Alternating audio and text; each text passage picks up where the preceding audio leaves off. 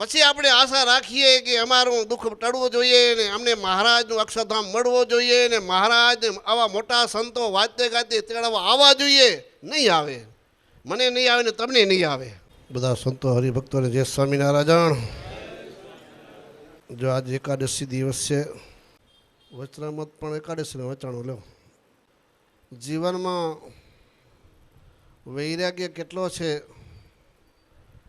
અને ધીરજ કેટલી છે ને એ સમય આવે તે ખબર પડે. સમજ્યા તમે? આપણે એમ કહીએ કે ભાઈ અમે વૈરાગ્યવાન છીએ, અમારા ધીરજ છે, પણ ક્યારે ખબર પડે? સમય આવે ને ત્યારે ખબર પડે કેટલો વૈરાગ્ય છે ને કેટલી આપણા પાસે ધીરજ છે. વાત એ હતી કે દાદા ખાચરને થોડુંક આપતકાળ જેવું આવ્યું હતું. હવે જ્યાં પ્રત્યક્ષ ભગવાન બિરાજે છે, અનંત કોટી બ્રહ્માંડના કરતા હતા એ છે ને ભક્તને કષ્ટ આવે થોડા દી ના હાલ્યું, લાંબુ હાલ્યું, ખડા રોકાઈ ગયા. કારણ કે તમને ખબર છે આગળમાં રાજા સૈનમાં બધું એક જગ્યાએ ધાન ભેગું થાય ને રાજાનો ભાગ જાય પછી તમે લઈ શકો. રાજા સાહીના વખતમાં એક જગ્યાએ ખળવારમાં બધું ધાન ભેગું થાય, રાજાનો ભાગ જાય પછી તમે તમારું અનાજ ઘરે લઈ શકો. દાદા ખાચરના ખડા રોકાઈ ગયા. અહીંયા 500 પરમહંસો હરિભક્તો આવે જાય, કારણ કે મહારાજ રોકાણા છે તો બધા ભક્તો આવે, એનું જમવાની વ્યવસ્થા અનાજ ખુલી પડ્યું. દાદા ખાચર ભાવનગર જઈને વારે વારે વિનંતી કરી પણ કામ પૂરું થયું નહીં. એટલે સંતોને એમ થયું કે હવે અહીંયા તો દાદા ખાચરે આપતકાળ જેવું આવ્યું છે તો અહીંથી જઈએ તો ચિંતા નહીં. મહારાજે કે જ્યારે ખરો સમય આવે ને, કારણ કે દાદા ખાચરે ખરો સમય આવ્યો તો છતાં કેટલી ધીરજ રાખી. નકો જેને ઘરે પ્રત્યક્ષ ભગવાન બિરાજે છે, કરતા હરતા ઈ છે, ધારે તો શું કષ્ટ દૂર ન થાય? હે માજીભાઈ, ન થાય? જેમ સૂકું પાંદડું વાયવને આધારે છે એમ અનંત કોટી બ્રહ્માંડો ભગવાનને આધારે છે. જીવ પ્રાણી માત્રની મતિ ફેરવી કે ન ફેરવી તો ભગવાનની હાથની વાત છે ને. અહીંયા ઘણા ભક્તોને સંશય એવો થયો છે કે ભગવાન એ પ્રત્યક્ષ બિરાજે છે, જે જગતના કરતા હરતા છે, તો આ દાદા ખાચર દુઃખ ટળતું કેમ નથી? સમજાય તમે? જેમ કે જો આપણે તો આપણે સત્સંગ કરીએ ને, બધા કરવા ને, બધા સત્સંગ ભગવાન વિશે આપણે વિશ્વાસ છે, નિષ્ઠા છે, પણ આપણા જીવનમાં જ્યારે દુઃખ આવે તમે વારે વારે આવો નરના દેવગણ માનતા કરવા, માનતાય કરી જાઓ, સંકલ્પ કરી જાઓ ને દુઃખ ટળે નહીં. 1 વખત 2 વખત 3 વખત બોલો, તમારી ધીરજ કેટલી રહે કહો જોઈએ? હવે આપણા ઉપર લાવી આ દાદા ખાચરની વાત જુદી છે. સમજાય? આપણે ભજન કરી રહ્યા, આપણે નરના દેવડા છત્રછાયામાં રહીને મહારાજનું ભજન કરીને આજ્ઞાનું પાલન કરીએ છીએ. તમે સંસારી છો.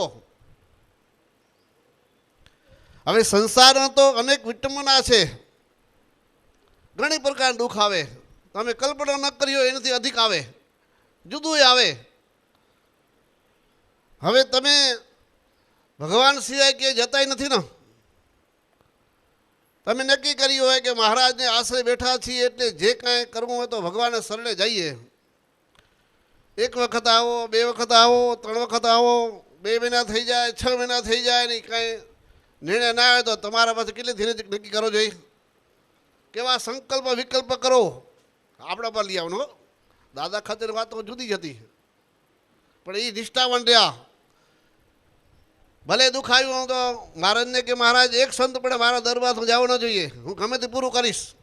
એ તો ભગવાન ઈચ્છા આવે, મારો કંઈક પૂર્વજન્મનું કઠિન રૂપ પારદ હશે એને લઈને આવ્યું છે. એમાં કંઈ તમારો કે સંતનો વાંક નથી. આપણે કેમ કરી જોઈએ?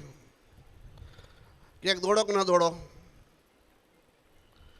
આ વાત આપણે મહારાજે એટલા માટે લખી છે કે આજ તો દાદા ખાચર એ સમયમાં ઘણા બધા ભક્તોને કષ્ટ આવ્યો હતા અને ધીરજ રાખીને સહન કરી ગયા, પણ છતાં નિષ્ઠા દગી નહીં. જે થવાનું થાય, અમે જેને આશરે બેઠા છીએ બેઠા છીએ, એને જે કરવું કરે. આખું વચનામૃત આવ્યું ને, ભગવાન ઈચ્છા હોય તો હાથી બેસાડે ને ગધેડે બેસાડે, એની જે ઈચ્છા. આપણે એટલી તૈયારી હોય તો કામ આવ્યો. પણ કેટલા કિનારા મળે, હવે મૂકો ને અહીંયા બહુ સારું થાય રૂં, અહીંયા સારું થઈ જાય ને ખાલી એક 5 રૂપિયાનું કે 11 રૂપિયાનું કે નાયલ ચડી આવો ને, ધજા ચડે તો કામ થઈ જાય રૂં. કેટલાના કામ થાય તો તમારું નહીં થાય? થઈ જશે. 1 કે 2 કે 4 કે 6 કે મન ડગે કે ન ડગે, જો કલ્પના કરો. ડગે કે ના ડગે કહો? ઝાઝા કે એટલે વાત સાચી. આપણે બીજું શું કરો? હાલો ને, ક્યાંનું ભજન કરવું એ, ક્યાં એને પગે લાગા જવું એ, એક નાલ ચડાવી દઈએ. સમજાય છે? એટલે શું થઈ ગયું? પૂરું થઈ ગયું. નિષ્ઠામાં 0 થઈ ગયો ને. તમે ભજન કરો યા ન કરો, પણ તમારી નિષ્ઠા ગઈ. હમણાં એક હરિભક્ત ભુજી દર્શન દેવા ગયા તમે હોસ્પિટલમાં. ખાલી પાણી પીએ 2 ચમચીઓ, પણ શરીર ન જાય. જાગવું મેં જાગવું, પણ તમારો નિષ્ઠામાં પર નથી. જાતા મન દોડ્યું હોય, હજી દોડે એનું કીધું. પછી બહાર નીકળ્યા ને તો એને છોકરે કીધું હાથ બાપો છે, એ ક્યાં તો દોડે રાખે. ભલે ભજન સ્વામિનારાયણ કરે, નિષ્ઠા બીજે ક્યાંક છે કે મેં થઈ રહ્યું તો સમજા તમે. પછી આપણે આશા રાખીએ કે મહારાજ મને વિમાન લઈને, રથ લઈને, હાથી લઈને તેડવા આવશે. આવે એમ? મને ના આવે ને તમને ના આવે તો ચોખ્ખી વાતે. મારે શું કીધું જેતલપુરનું 5ના વચનાથમાં?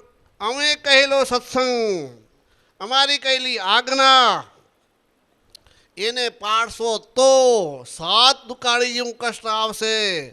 એનાથી વધારે કદાચ કષ્ટ આવે તો હું તમને ઉઘારીશ. એ મારી જવાબદારી છે, કારણ તમે મારા છો. અમે કહેલી આજ્ઞા અને અમારો સત્સંગ રાખશો તો, નહીં તો અમને કંઈ લેવા દેવા નથી. તમારું કરવું તમે ભોગવો. પછી આપણે એમ કહીએ કે ભજન કરવું છું ને મંદિરે આવું છું ને ધામ ધર્મા તો કાઢું છું, તો દુઃખ કેમ ટળતું? ન ટળે ને, ન આવે ને. તમારી નિષ્ઠા ક્યાં? વિશ્વાસ ક્યાં?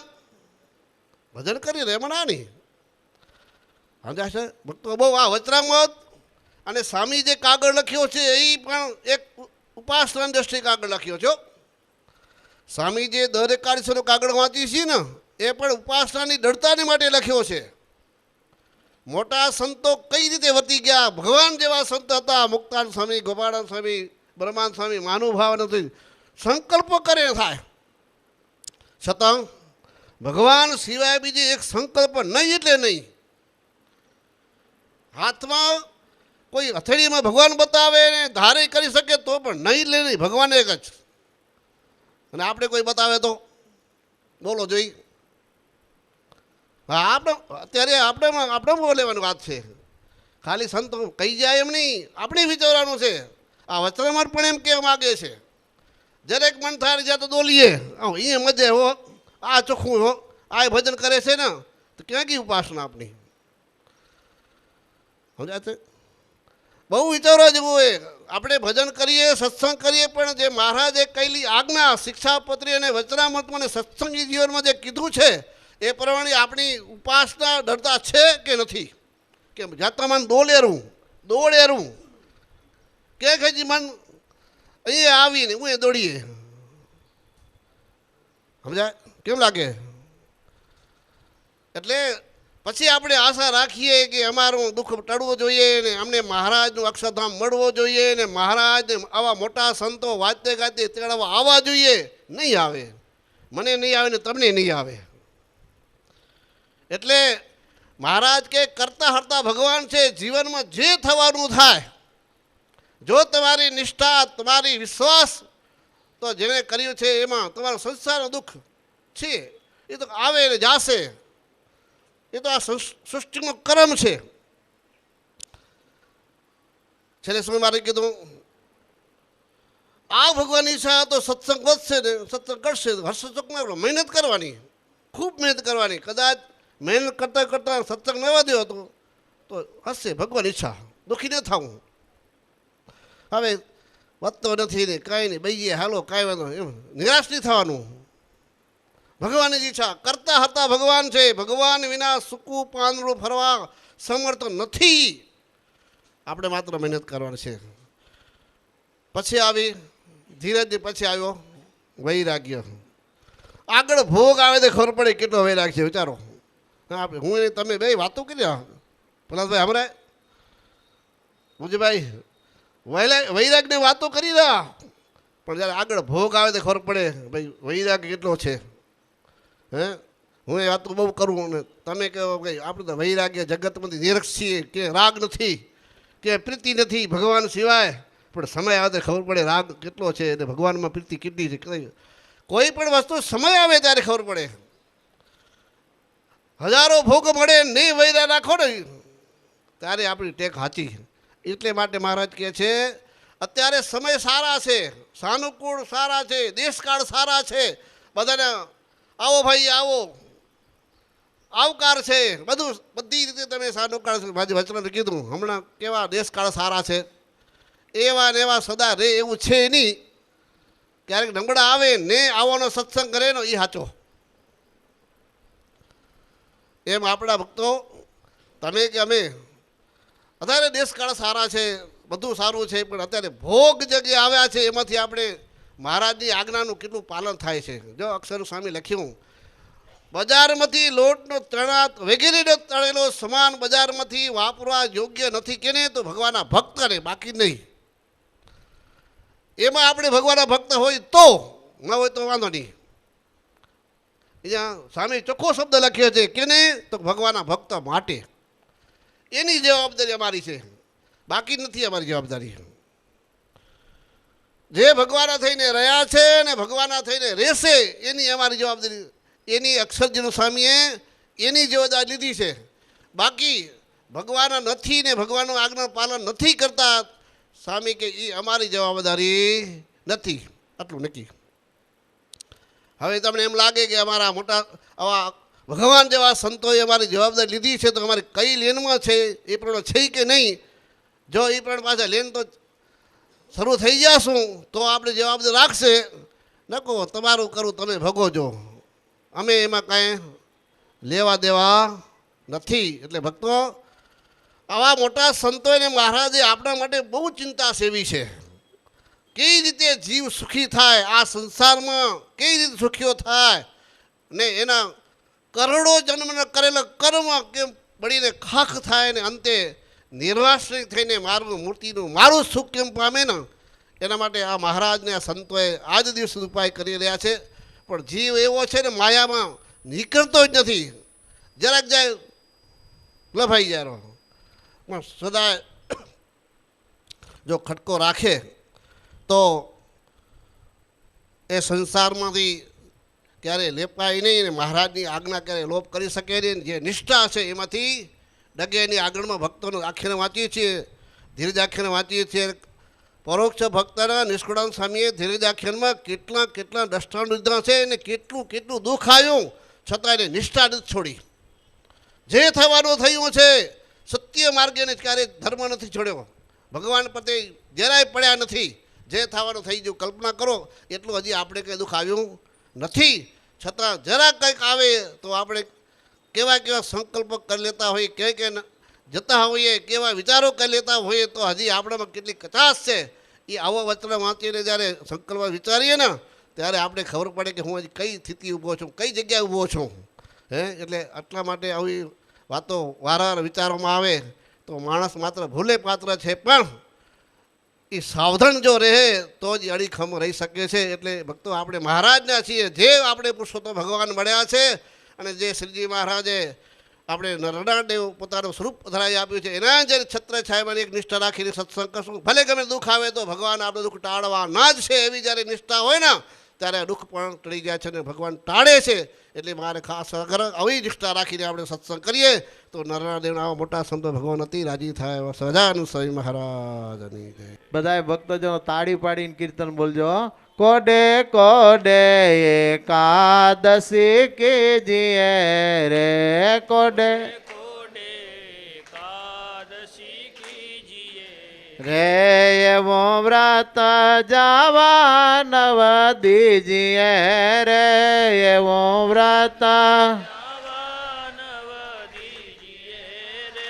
કોડે કોડે એકાદશી કીજીએ રે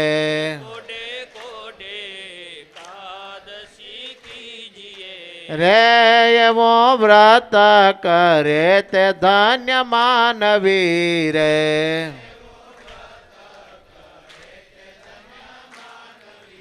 રે તે તો નાયો કોટી કવાર જાનવી રે તે તો એ કોડે કોડે એકાદશી કીજીએ રે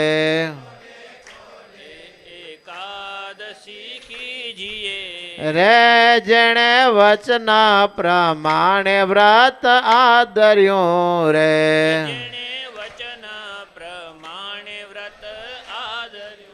રે તેણે કારજ પોતાનું સર્વે કર્યું રે તેણે એ કોડે કોડે એકાદશી કીજીએ રે